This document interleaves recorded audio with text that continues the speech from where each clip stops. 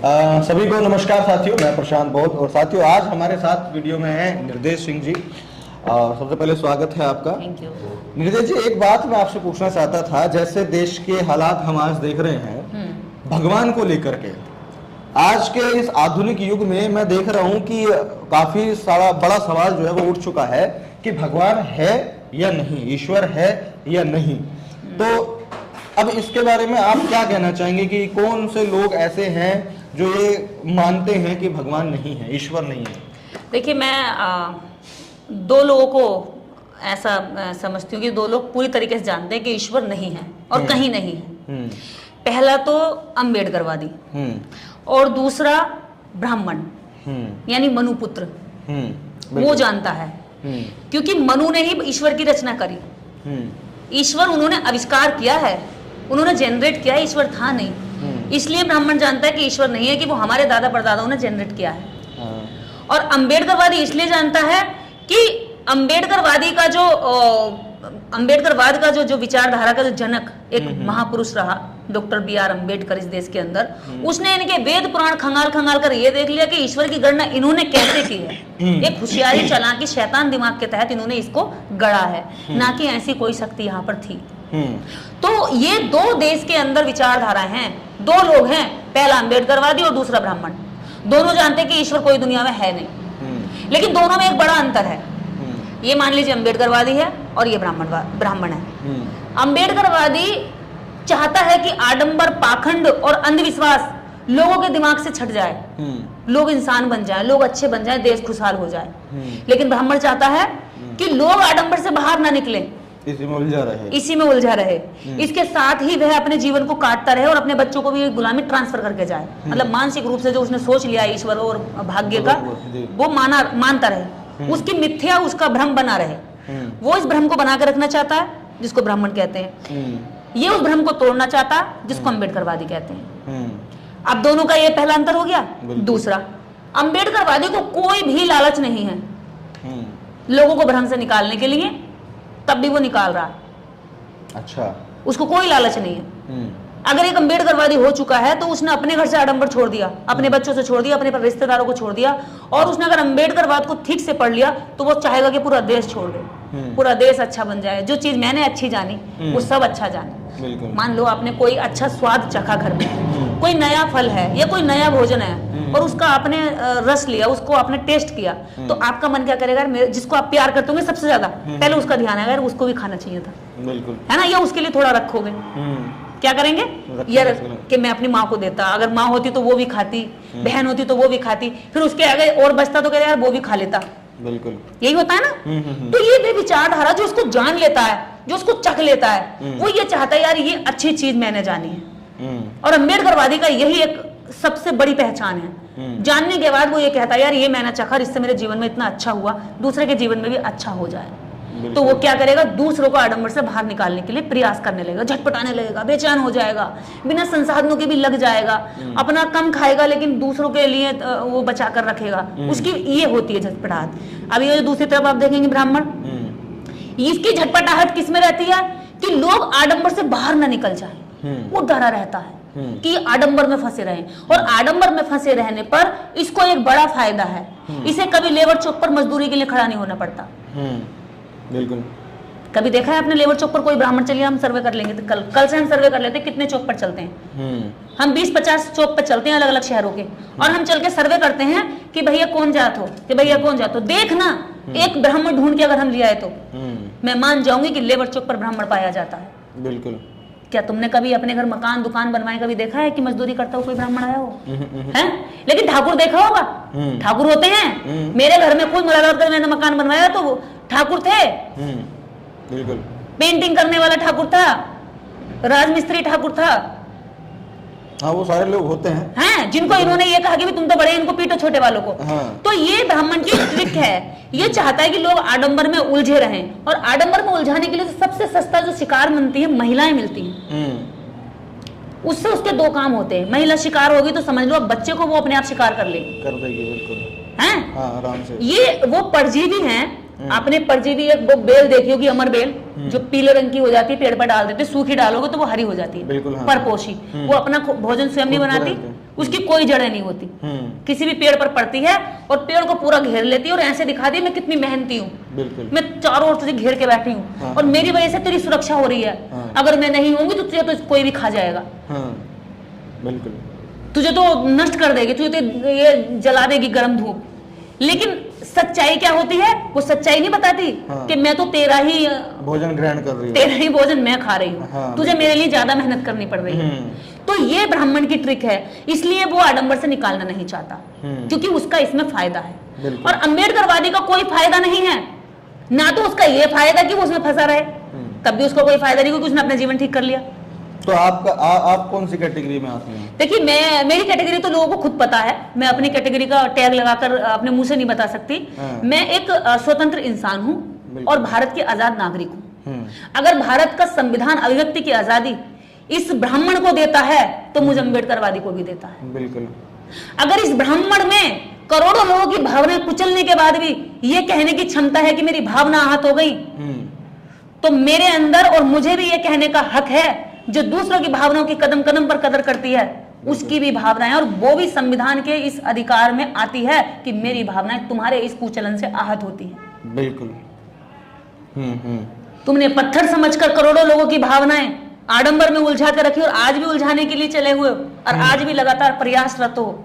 तो तुम ये बताओ कि तुम्हारी फिर भावनाएं वो तब क्यों नहीं आहत होती जिस समाज का तुम पैसा बटोर कर खाते हो, उसी समाज की बेटी के साथ जब कुछ होता है तो बिल्कुल, उसको तब ये नहीं कहते कि तुम हिंदू हो, उसको कहते तुम दलित हो, अच्छा तुम ये हो वो हो। अब तुम्हारी लड़ाई तो वही लड़ेंगे, कहो उन लोगों से, अपने नेताओं से कहो, अपने इससे कहो। तुम्हारे नेता तो बड़े निकम्मे, सुनते भी नहीं है, क्या करेंगे, नेताओं पर टाल देंगे। बिल्कुल बिल्कुल बिल्कुल। लेकिन जब कुछ अच्छा होता है, देखो भगवान की कृपा होगी तुम पर बच्चा, देखो भगवान ने तुम्हें आशीर्वाद दे दिया। हम तो कह ही रहे थे उस मंदिर में जाकर प्रसाद चढ़ाओ, उस मंदिर में जाकर दान करो तो तुम्हारा ये भला हो जाएगा, है ना। अच्छे का क्रेडिट जब तुम्हारा भगवान लेता है तो मेरे बुरे का क्रेडिट कौन लेगा? जाहिर सी बात है, उसी को लेना पड़ेगा, क्योंकि वो कहते हैं कि उसके बिना, मर्जी के बिना पत्ता नहीं हिलता। तो इसकी मर्जी के बिना जब पत्ता नहीं हिलता तो इसकी मर्जी के अंदर रह करके बच्चों के साथ रेप क्यों हो जाता है? बिल्कुल। मेरे जैसी जो देश के एक एक नागरिक को हृदय की गहराई से प्रेम करती हो, जो लड़की देश की मिट्टी को इतना प्रेम करती हो कि अगर मैं चाहूं, मेरे पास कितनी अपॉर्चुनिटी है, मैं यहाँ से निकल के अच्छा जीवन बाहर जाकर जी सकती हूँ कभी भी। लेकिन मुझे लगता है जिस मिट्टी में मैं खेली पली बड़ी हुई, जहां मैंने जन्म लिया, इस मिट्टी को अच्छा बनाना, इस मिट्टी को शुद्ध करना मेरी जिम्मेवारी है। उसको ये कहते हैं कि तू हमारी भावनाएं आहत कर रही है, केवल इस आधार पर कि मैं ये चाहती हूँ कि लोग एक दूसरे से प्रेम करें।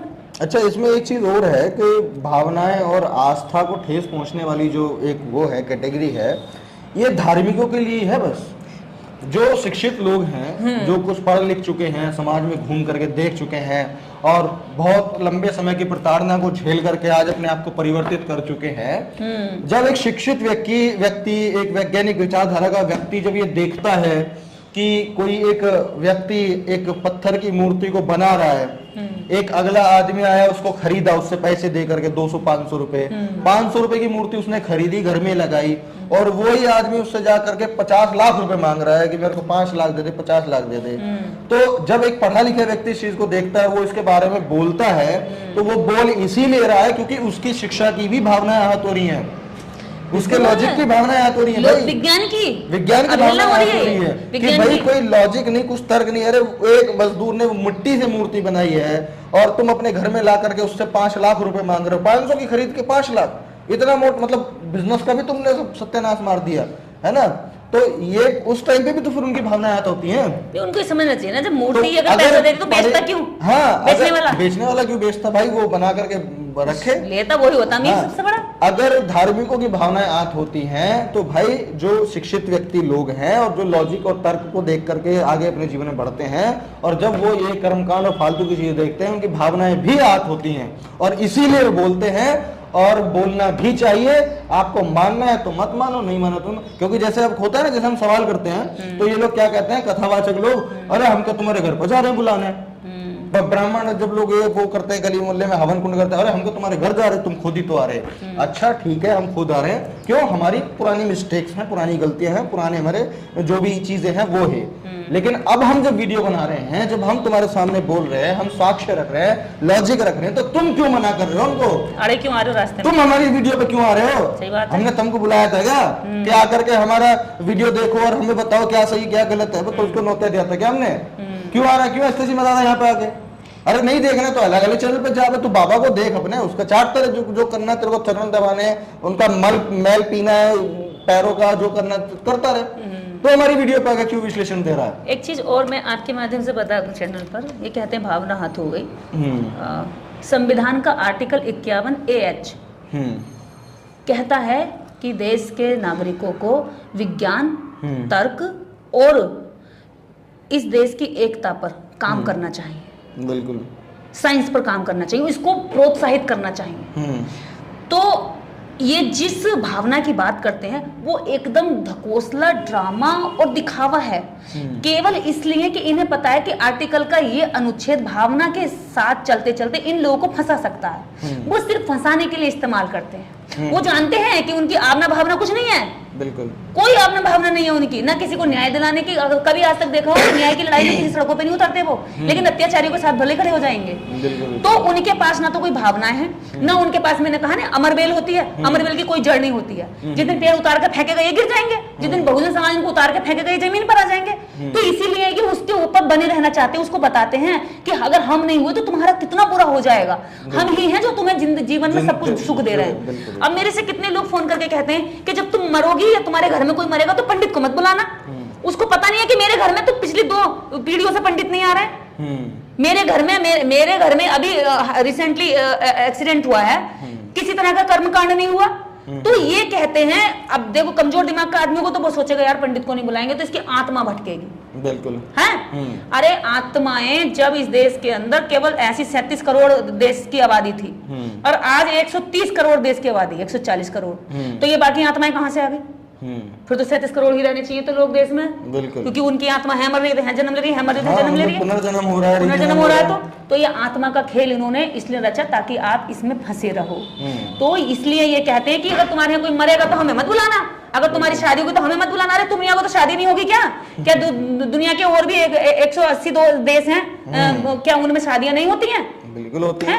क्या उनमें लोग नहीं मरते हैं? क्या उनकी आत्माएं कहीं भटक रही है या उनकी आत्मा विदेश से यहाँ आके तुम्हारे यहाँ से भ्रमण करने जा रही है? तो ये सबसे बड़ी चीज है कि ये लोगों को मानसिक रूप से गुलाम करते हैं, और जो कमजोर दिमाग का होता है वो उनके पीछे हाथ जोड़ कर चल देता है, और जो नहीं चलता उसको जबरन हाँकने की भी कोशिश करते हैं। जैसे हम बहुत सारी संख्या बढ़ गई है जो कह रही है कि देश के अंदर आज हजारों लाखों लोग आवाज उठा रहे हैं, इनसे काबू में नहीं हो रहे लोग, क्योंकि साइंस का दौरा कहां तक रोकेंगे भाई? कहां तक तुम कहोगे कि भैया वो हनुमान उड़ के सूरज को निकल गया था?